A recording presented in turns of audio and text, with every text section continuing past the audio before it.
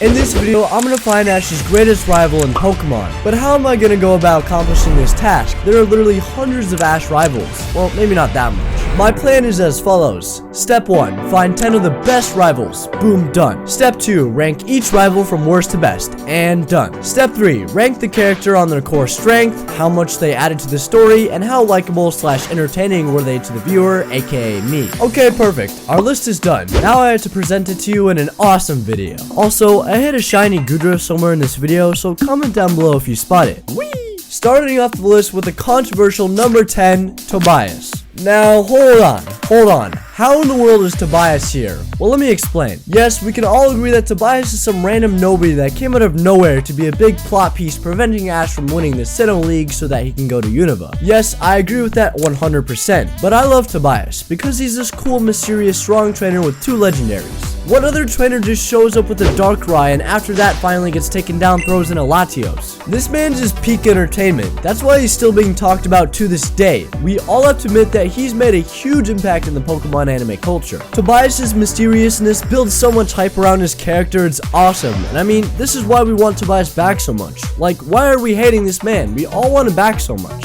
It sounds like this dude is actually pretty cool and more hype than, let's say, if Barry came back to visit Ash. We would rather want Hackerman 9000 to come rematch Ash. It's almost like he's a great character because he's so stupid. I'm honestly happy Tobias stopped Ash from winning the Sinnoh League, because if he didn't, we would never have the Black and White anime or the amazing XY series or Alola region or Journeys. We would never have none of that without Tobias here destroying Ash with his legendaries he just has for some reason. Yeah, it's crazy, but you're watching Gooey448 for a reason. My opinions are just different from all the other YouTubers out there. Number 9, B. B low-key is an underrated rival that's not what you would expect at number 9. B at the beginning of Journeys didn't seem all that bad. Like, yeah, Ash is a champion of a league, B is only a gym leader, like what can she do? And then it cuts to her destroying Karina's Mega Lucario like it's jelly. I mean, yeah, okay, that's impressive, sure, but Ash defeated Karina's Mega Lucario twice. No biggie. Then B sweeps poor Yellow to his knees, making Ash look like a novice, unable to counter B's burrito hug strategy. Like, come on Ash, I thought you were supposed to be good in this series, how could you let this happen? But this is perfect rivalry building material because now B made Ash sad and he has to find out how he lost to a powerful hug. And we see Ash go down this rabbit hole, forgetting Pokemon typings and overall looking like a noob again. It's great, I love it. Ash is in a rut and he has to get out of it, which he needed because in the series they made Ash way too good. Their second battle ends in a tie, which sets up their final battle with Mega Lucario versus G-Max Machamp, and which we see all of Riolo's development come together.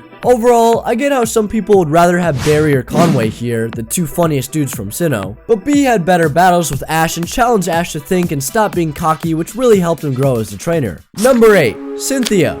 What? Cynthia is not a rival, she's a champion. Yes, she is a champion, but that doesn't conclude her from being a rival. In the definition of rival, it says a person or thing competing with another for the same objective or for superiority in the same field of activity. Cynthia and Ash both wanted to become the strongest trainers, so we can conclude she is in fact an Ash rival in terms of that definition. Cynthia also appeared in the Unova region where we saw her battle trainers, and you already know that Ash's desire to face a Sinnoh champion only grew stronger. Even the fans started hyping up the possible fight between Ash and Cynthia. Like, before Journeys, that was one of the dream battles fans wanted, and we got it. So now that we address Cynthia as a rival, why is she at number 8? I think she deserves number 8 since Cynthia was always someone Ash was looking up to from the moment they met. But not in a fan kind of way, more of a, I'm a strong trainer, you're a strong trainer, I respect you, and I will do anything to defeat you no matter how powerful you are. That's the best way I could sum it up for you guys. I hope that made sense. Ash wants to beat the opponent, obviously, but what makes this rival special is it's not just a normal trainer,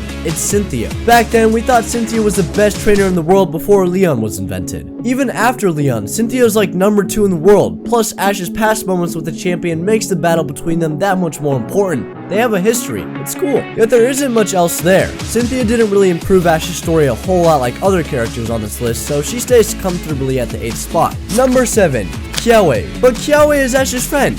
Shut up! Kiaweh is one of the GOATs. He was a great character in the Alola series. He shared an almost brotherly rivalry with Ash throughout the series. At the beginning, we knew little about Kiaweh and honestly saw him as a big threat to Ash because he seemed very powerful. Although that was just Kiaweh getting heated at Ash for not caring about his Z-Crystal, and I don't blame Kiaweh, I would do the same. Going back to the big brotherly thing, I can totally see it. This friendship/rivalry was something completely different. I guess we had Brock, but Brock never seemed to care about battling battling Ash like Kiaweh did. We had this whole setup between them getting to battle each other in the series, but we never saw it due to other important characters taking that away. We did get to see a small match between Kiaweh and Ash during Pokemon Journeys though. Yet Kiaweh battling wasn't really why he was such a good rival. The reason Kiaweh is here is how he challenged Ash in ways that aren't Pokemon battling. Kiaweh not only was a friend, but constant competition, which I think helped Ash become more competitive. Like somehow Ash can become more competitive. Who am I kidding? Maybe I'm just biased, but I'm telling you, if Kiaweh had a proper match with Ash in the final episodes of Sun and Moon, he would have been awesome.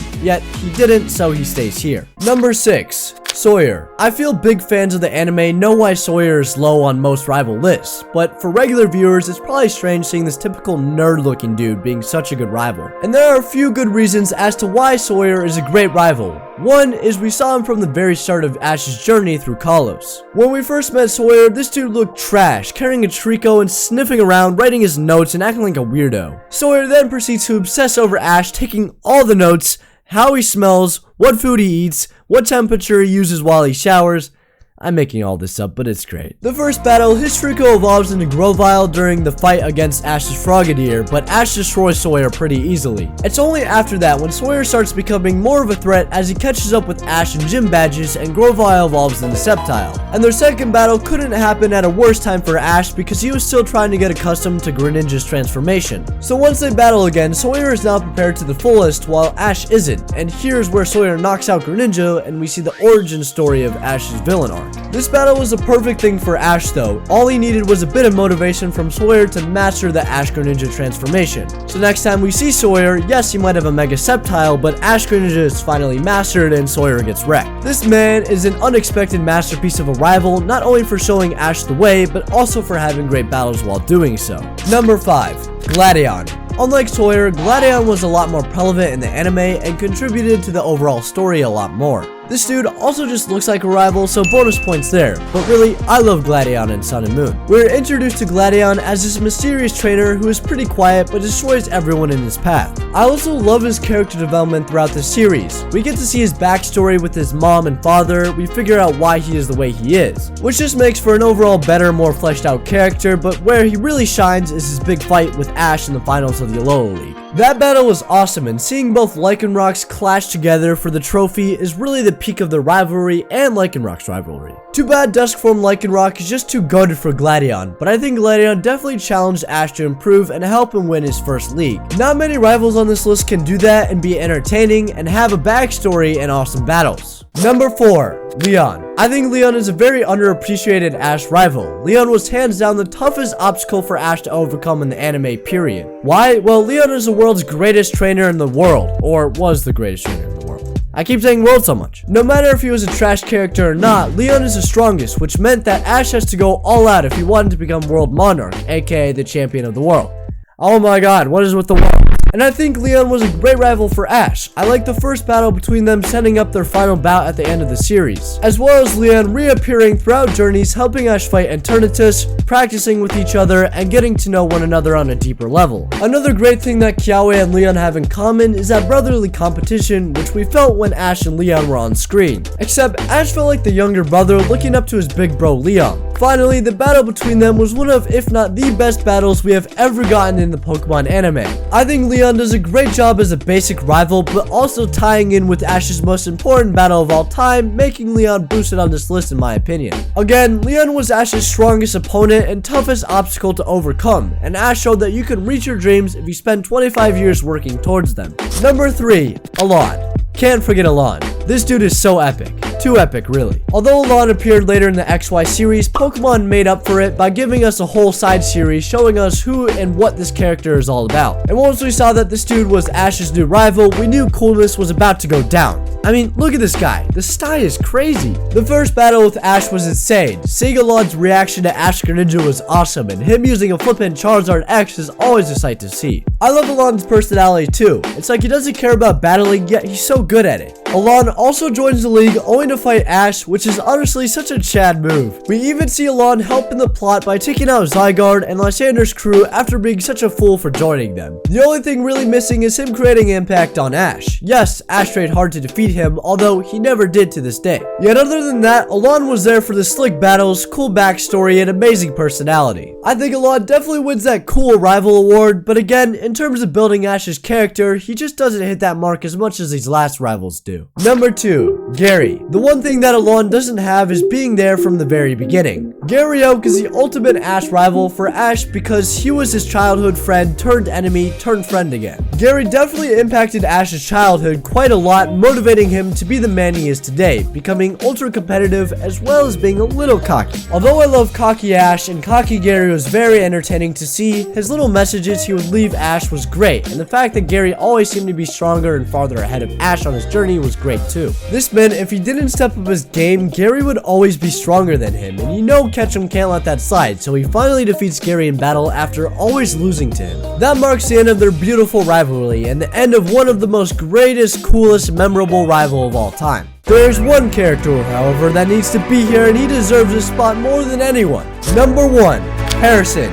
We all saw this one coming, guys. It was inevitable. Harrison is Ash's best rival, hands down. As soon as this dude entered our screens, he was the best.